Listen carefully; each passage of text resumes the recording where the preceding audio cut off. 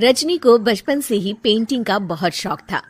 वो हमेशा से ही पेंटर बनना चाहती थी, पर उसके माँ और पिताजी ने उसको कभी भी इस चीज के लिए सपोर्ट नहीं किया और उसकी शादी नीरव से हो गई। नीरव रजनी को बहुत प्यार करता था, पर रजनी हमेशा चुपचाप ही रहती। वो इस शादी से खुश नहीं थी। वो ये शादी नहीं करना चाहती थी। उसे तो हमेशा से पेंटर जो बनना था। अपने इस सपने को वो नहीं पूरा कर पाई, इसलिए वो हमेशा उदास रहती थी। रजनी, बहुत ही बढ़िया फिल्म लगी है, कल देखने चले? नहीं जी, कल मुझे बहुत काम है, मैं नहीं जा पाऊंगी। अच्छा तो कोई बात नहीं, संडे को चलते हैं। देखिए, मुझे फिल्म देखना पसंद नहीं है। आपको जाना है तो चले जाइए। नीरव को मना करके रजनी वहां से चली जाती है और अपने बैग को खोलकर उसमें बंद पड़े ब्रश और कलर्स को देखकर रोने लगती है। रजनी, चलो ना कहीं बाहर खाने चलते हैं, कुछ तुम्हारी पसंद का। जी, मुझे नहीं जाना, मेरी तबीयत ठीक नहीं है। रजनी वहां से चली जाती है। नीरव को समझ नहीं आता कि रजनी उससे इतना दूर क्यों रहती है।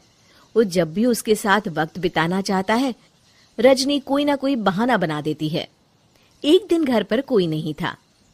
रजनी घर का सारा काम जल्दी से खत्म कर लेती है। घर पर अकेले होने के कारण वो सोचती है कि वो आज पेंटिंग करेगी।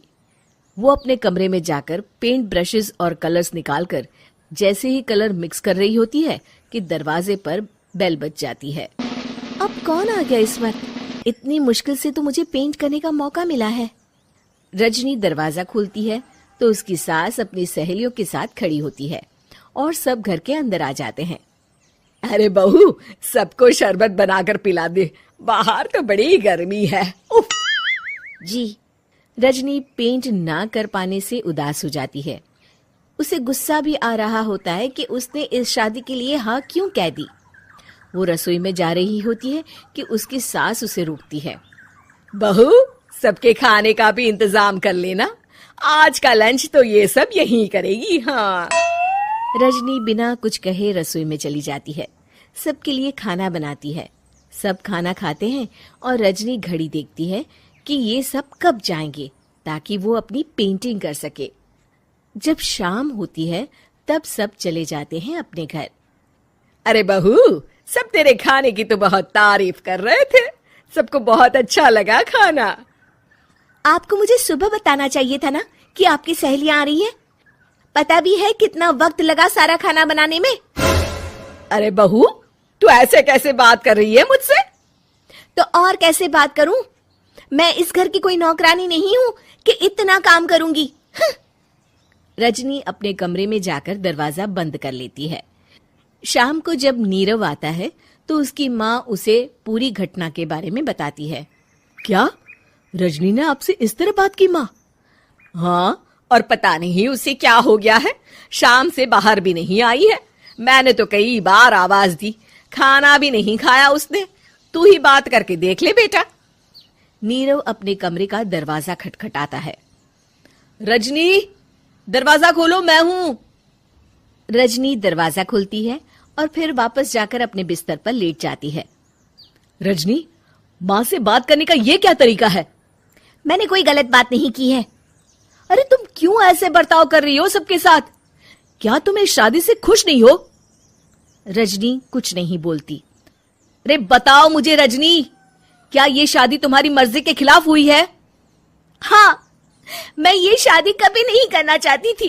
तुमसे क्या, मैं किसी से भी शादी नहीं करना चाहती थी। रजनी रोने लगती है। चुप हो जाओ रजनी, बताओ मुझे, तुम क्यों नहीं करना चाहती थी शादी? रजनी बेड के नीचे से अपने पेंटिंग्स, कलर्स, ब्रश, पेपर्स निकालती है। इतने में उसकी सास भी कमरे में आ जाती है। ये देख रहे हो, ये थे मेरे सपने। मैं पेंटर बनना चाहती थी, पर माँ पापा ने कभी सपोर्ट नहीं किया और मेरी शादी करवा दी। मेरे सारे सपने टूट गए। हर वक्त बस गुस्सा आता रहता है मुझे। मैं जानती हूँ कि आप लोगों की इसमें कोई गलती नहीं है, पर मैं क्या करूं, मुझे समझ में नहीं आता।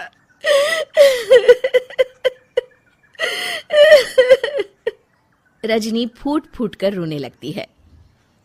मुझे माफ कर दीजिए, आप दोनों के साथ मैं बहुत बुरा बर्ताव कर रही हूँ।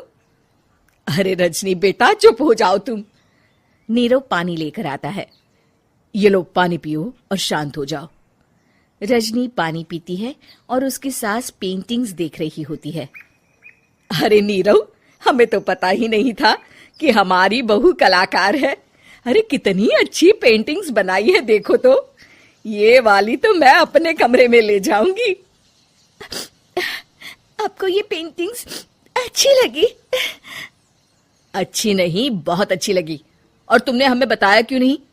तुम जब चाहे पेंटिंग कर सकती हो रजनी। हम तुम्हारे सपनों को पूरा करने में तुम्हारा पूरा साथ देंगे। हाँ बेटा, हम कला की कद्र करते हैं। हम कलाकार तो नहीं, पर मुझे गर्व है कि मेरी बहू एक कलाकार है। रजनी, नीरव और सास तीनों हंस पड़ते हैं।